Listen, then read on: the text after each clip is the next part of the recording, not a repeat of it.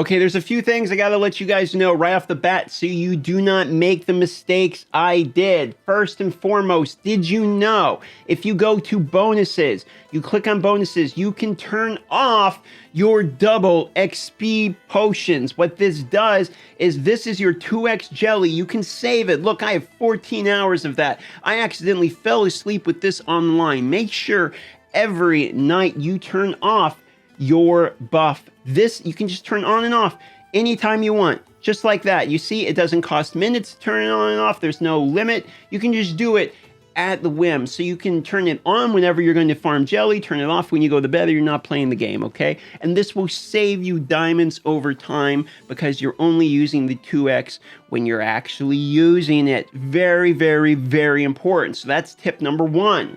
Tip number 2, buy the battle pass, but don't start leveling it. Like, don't pay the gems or anything to level it. Just don't worry about it for the moment. There's a bug that they haven't fixed yet that's literally instantly completing battle passes for people. I have seen 3 of my friends who have started the game, and within the same day of starting the game, after they got the battle pass, within a few hours, it just randomly went to level 50. I don't know what does this. It seems like it's an emulator thing. It seems like sometimes they're trying to do stuff and it just randomly triggers it, but it's been happening. I've seen the reports in the Discord and I've seen it happen to multiple of my friends. So for that reason, definitely get the battle pass, but don't pay to level it, okay? Because we don't know. You could just randomly get it to full level, all right? If you get to these missions where it's like own 5 items of 4-star legendary gear, etc., it wants you to own this legendary gear, but you already got the legendary gear because you got it from the mission or something, you didn't do it in time, you can just unequip your gear and it will make this counted as you owning it. So if you're like, I have legendary gear, but it's on your hero and you can't figure out why you can't beat this, just unequip your gear from the hero. It will instantly register this mission and you can get it done. This requires mini epics, so look at the heroes that are required. You see all these heroes, Hugh, her, I forget her name, all right? You see all these heroes that are required. Make sure that you don't accidentally ascend these heroes. So like, let's say you get 2 or 3 of this epic and you put them all into one. Well, now you have to wait for another epic to be able to get this done because you probably don't want to crunch in your ascended epic. You see what I'm saying? So be careful which heroes you're using for fodder, and this goes for elites too, because you need the elites to make the epics, which the epics then make your legendary synthesis or fusion or whatever you want to call them. Same goes for banishment. Don't start banishing stuff because you're going to need them for fodder later, and it's really expensive. It's a 20-to-1 ratio. 20 elites gives you 1 more sacred or 1 more of the advanced shards.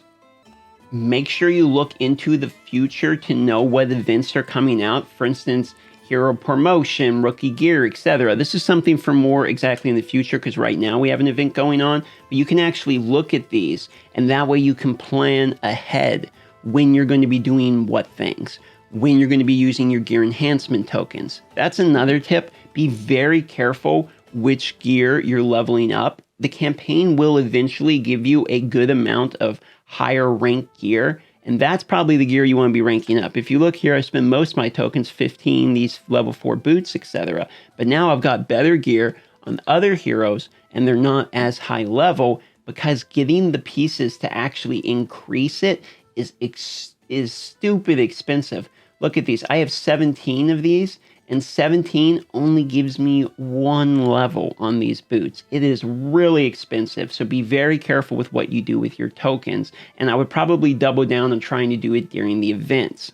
You're going to be stuck the longest on is 3 hero glyphs reach tier 4. This is going to take a while. In order to complete this, you have to actually be able to go through and beat the hard mode campaign. Now, I have beat most of the hard mode campaign. I am on chapter 10 of it, so there's only a few that I have yet to finish still. But the hard mode campaign can be rather difficult, and then you're going to have to do mythic to clear the other ones. So in order to actually get this quest completely done, you need to be able to clear hard. In order to clear hard, you're going to need maxed out 5-star, 6-star heroes. I mean, you're going to probably need a couple of 6-star heroes. So what I would recommend doing, the first thing you want to do is at least get your best hero to 6-star. Maybe whoever you picked out, your reroll summons. That way you can get through the campaign. Don't focus too much too early on these dungeons, etc. I would try to follow your hero development as much as possible. This is really what I've been focusing on. They give you a lot of good rewards. And then eventually you'll see here, it wants me to be able to complete the 3-8 mythic. Now, it wants me to complete the 3-8 mythic in just 3 turns, meaning I got a one-shot basically every wave. That's just another reason why getting Zatlux is important. They recommend to do that because Zatlux, as you saw with his passive, basically one-shots people over and over and over again. So if you do go for Zatlux in the other missions here, it is a good thing to go through the campaign because you will get gear from doing the campaign and you have to do the glyphs to continue the foodie quest anyway, i.e. it really just boils down to when in doubt, try to get another campaign stage down. Another very important tip is to make sure you do your endless trials all the time, okay? Now, in the endless trials, you can do these artifact battles, which will give you an artifact at the end of the battle. I focus on those. You can also pick these black market tickets, and you can go in here and effectively buy different artifacts out of them, okay? Same deal with these type of things. But here's what I actually try to do.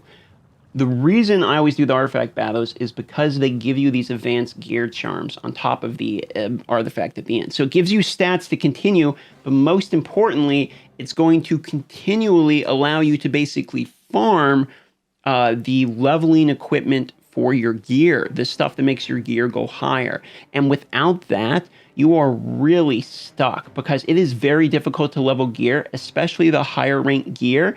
And you need the gear to be higher level in order to beat most of the campaign, which is where you're going to get stuck on like the foodie quest.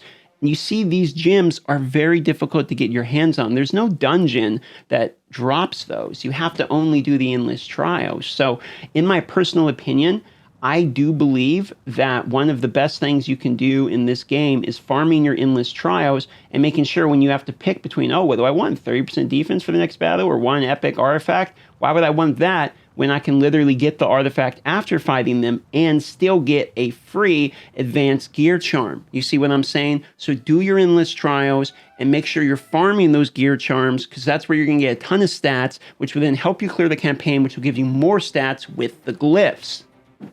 Here I finish the battle, I get some more glyph experience, and I will drop that onto my gear. The thing about the endless trials is you get to do a lot of them. This is a good way to farm experience. You actually can get a good amount of this, okay? Also, you see these stats, 20% defense, 20% deflect when a spell is used, resets all abilities. You actually get a really good amount of either stats or items. I'm going to pick immunity all of the time on the first turn.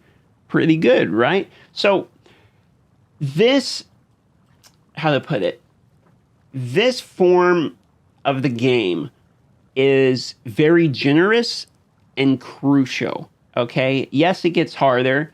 No, it isn't something you can really ignore. You do need to do it. I mean, you have plenty of time. Look, I have 35 hours to do it.